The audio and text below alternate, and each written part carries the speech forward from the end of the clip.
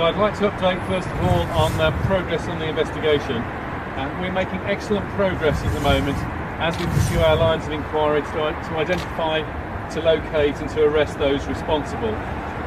This is a very complex investigation which is continuing at speed with the full weight of the London's counter-terrorism policing resources, assisted by colleagues from around the country and by our intelligence agency partners such as MI5. We have hundreds of police officers trawling through CCTV footage.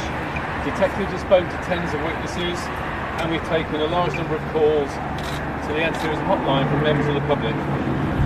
And indeed, members of the public have sent in so far 77 images and videos they've taken of the scene, which they've sent into our appeal website, and these have been assessed for evidential value. Meanwhile, the improvised explosive device on the train, the remnants of it have now been made safe, and they've been taken away for specialist examination by forensic scientists. The last thing I'd like to say about the investigation is that during the course of the day there has been some uninformed speculation on social media and from journalists, and I'd like to emphasise that that is unhelpful as we try to pursue this fast-moving investigation. So, whilst we chase down the suspects, as the public would expect, we're strengthening our policing resources on the streets of London and indeed across the country whilst continuing the investigation.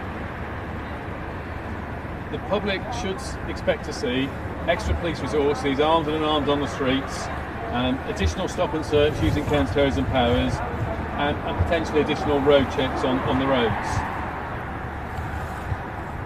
To do this, it makes sense to maximise resources, and you'll have heard earlier from the Prime Minister that the threat level has been moved to critical.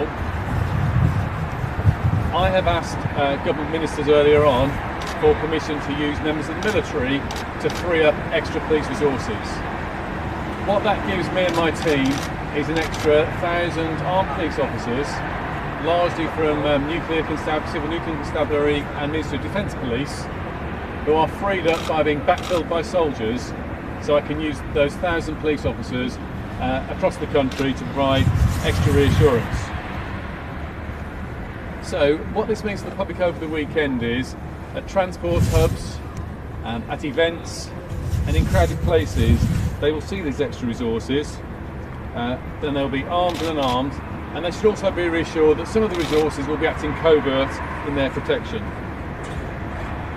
Finally, I would say to the public, please remain vigilant as you go about your weekend, and if you do see or hear about anything that concerns you, please act on your instincts and don't hesitate to call us.